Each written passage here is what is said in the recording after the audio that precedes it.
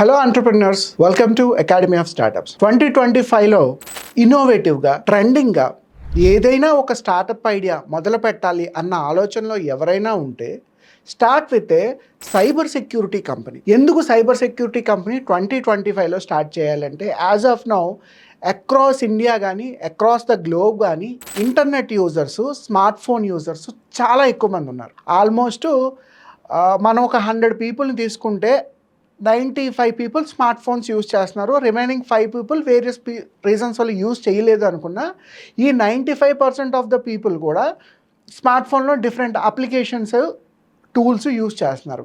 వీటి వల్ల cyber frauds కూడా అలాగే పెరిగాయి. రీసెంట్గా బెంగళూరులో ఒక ఇన్సిడెంట్ జరిగింది. ఒక ఐటీ ఎంప్లాయ్కి ఎక్కడో షాపింగ్ మాల్కి వెళ్తే ఒక కూపన్ లక్కీ డ్రా వచ్చిందండి అని చెప్పి ఇంటికి ఒక 30,000 రూపీస్ స్మార్ట్ ఫోన్ గిఫ్ట్గా వచ్చింది. 30,000 రూపీస్ స్మార్ట్ ఫోన్ గిఫ్ట్గా ఎవడో లాటరీ తీసి కూపన్లో పంపించాడు. ఇది చాలా మంచి విషయం, అనుమానించదగ్గది ఏమీ లేదు అని ఏం చేశాడంటే, తన ఎగ్జిస్టింగ్ ఫోన్లో ఉన్న సిమ్ తీసుకొచ్చి కొత్త మొబైల్లో వేసాడు. మొబైల్లో వేసిన 2 గంటల్లోనే తన అకౌంట్ నుంచి ఆల్మోస్ట్ 2.5 కోట్లు డబ్బులు దొంగతనం జరిగింది. ఇది ఎలా అంటే, ఈ ఫోన్లో ఆల్రెడీ కొన్ని సైబర్ ఫ్రాడ్ రిలేటెడ్ స్పైవేర్ రెడీగా ఉంది.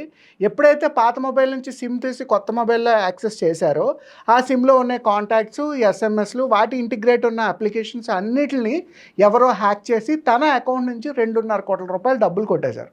వెంటనే అతను సైబర్ స్టేషన్కి వెళ్ళాడు, కంప్లైంట్ ఇచ్చాడు. డబ్బులు కొంత రిట్రీవ్ చేశారు, కొంత చేయలేకపోయారు. స్టిల్ ఇది ఎందుకు పాసిబుల్? ఇంతకు ముందు రోజుల్లో చూడండి, డబ్బులు దొంగతనం చెయ్యాలంటే ఓన్లీ క్యాష్ మాత్రమే జరిగేది. ఇప్పుడు అలా కాదు. ఇంటర్నెట్ బ్యాంకింగ్ నుంచి మనం డిఫరెంట్ మొబైల్ అప్లికేషన్స్ యూజ్ చేస్తున్నాం.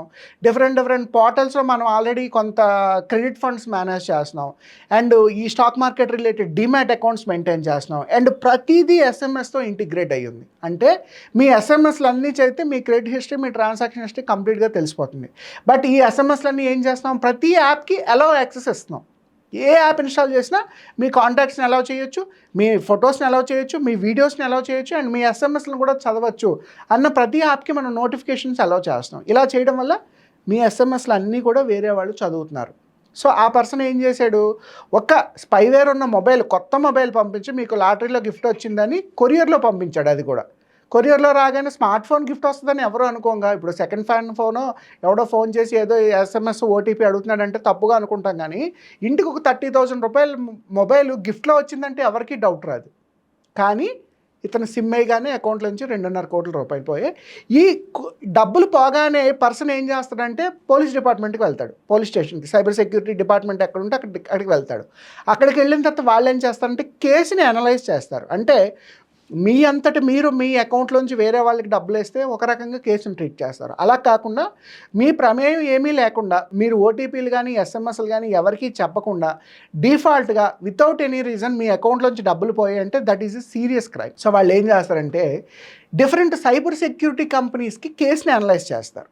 వేరే సైబర్ సెక్యూరిటీ కంపెనీలకి, ఇదిగోండి ఈ కంపెనీ నుంచి, ఈ పర్సన్ నుంచి ఈ అకౌంట్లో ఇన్ని డబ్బులు నష్టపోయాయి, దీన్ని ఎలా వెనక్కి తెస్తారని.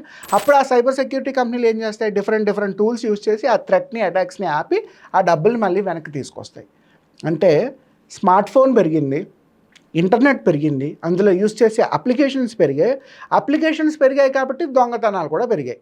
ఇవాళ ఎవడు కూడా వ్యాలెట్ కొట్టేసి, డబ్బులు కొట్టేసి దొంగతనాలు చేయట్లేదు. ఎందుకంటే ఎవరు వ్యాలెట్స్లో క్యాష్ మెయింటైన్ చేయట్లేదు. మేజర్లీ ఎక్కడ మెయింటైన్ చేస్తున్నాం? స్మార్ట్ ఫోన్లోనే మెయింటైన్ చేస్తున్నాం. సో దొంగతనం కూడా స్మార్ట్ ఫోన్లోంచే చెయ్యాలి. సో స్మార్ట్ ఫోన్ పెరుగుతున్న కొద్దీ, ఇంటర్నెట్ పెరుగుతున్న కొద్దీ దొంగతనాలు కూడా పెరుగుతున్నాయి. కాబట్టి ఈ దొంగతనాలని ఆపడానికి విడిగా సైబర్ సెక్యూరిటీ కంపెనీలు, సైబర్ సెక్యూరిటీ టూల్స్ని కూడా డెవలప్ చేయాలి.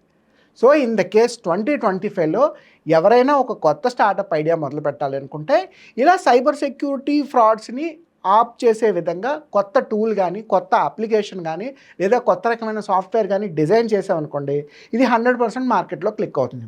ఇంతకుముందు చూడండి, చాలామంది ట్రూ కాలర్ యూజ్ చేసేవారు. సో ట్రూ కాలర్ వచ్చేటప్పుడు ఎవరు ఏ నెంబర్ నుంచి కాల్ చేస్తున్నారో, అది స్పామా లేదంటే పర్టికులర్ మొబైల్ రిజిస్టర్డ్ ఎవడు అనేది తెలిసేది. బట్ ఎయిర్టెల్ ఏం చేసింది, ట్రూ కాలర్ అవసరం లేకుండానే డిఫాల్ట్గా వచ్చేది స్పామ్ కావాలా, నాన్ స్పామ్ కావాలా, ఐడెంటిఫైడ్ కావాలా అనేది వెరిఫై చేసి ఎయిర్టెల్ కంపెనీ మనకి అష్యూరెన్స్ ఇస్తుంది. ఎందుకంటే ఈ ట్రూ కాలర్ వల్ల కూడా చాలా థెఫ్ట్స్ జరుగుతాయి. ఈ ట్రూ కాలర్లోకి మనం మళ్ళీ ఎస్ఎంఎస్లో అన్నీ యాక్సెస్ ఇస్తాం, అంటే మన డేటాబేస్ మళ్ళీ వాడు మెయింటైన్ చేస్తున్నాడు.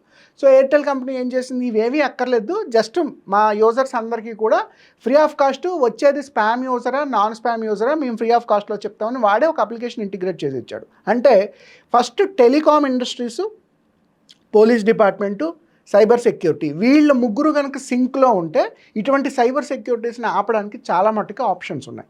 So 2025 is a right time, because గ్లోబల్గా ఈ cyber threats, cyber attacks, hackings ఇవన్నీ పెరుగుతున్నాయి. కాబట్టి వీటన్నిటిని ఆపడానికి విడిగా కంపెనీలు కావాలి. పోలీస్ డిపార్ట్మెంట్కి ఏదైనా ఇష్యూ వస్తే మళ్ళీ ఈ కంపెనీలను కాంటాక్ట్ చేసి ఇక్కడి నుంచి కేసును రిట్రీవ్ చేస్తారు.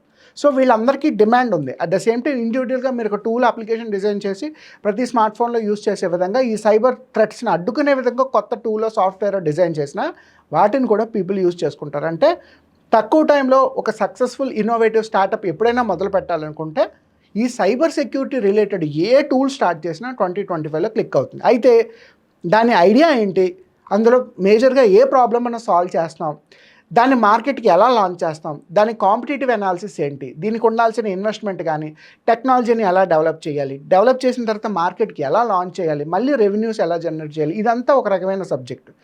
బట్ ఫస్ట్ ఐడియా ఎక్కడ ట్రిగ్గర్ చేస్తాం అంటే సైబర్ థ్రెట్స్ పెరుగుతున్నాయి కాబట్టి సైబర్ సెక్యూరిటీ కంపెనీలకు కూడా డిమాండ్ ఉంది. ఈ రెండింటిని బేస్ చేసుకుని ఒక మంచి డెసిషన్ తీసుకోండి. ఇటువంటి innovative startup ideas, innovative business ideas ఇంకా ఎక్కువ కావాలంటే మన ఛానల్ని సబ్స్క్రైబ్ చేసుకోండి. మీ ఫ్రెండ్స్ అండ్ ఫ్యామిలీలో ఎవరైనా కొత్తగా స్టార్టప్ మొదలు పెడదాం అనుకుంటే వాళ్ళకి మన వీడియోస్ని షేర్ చేయండి.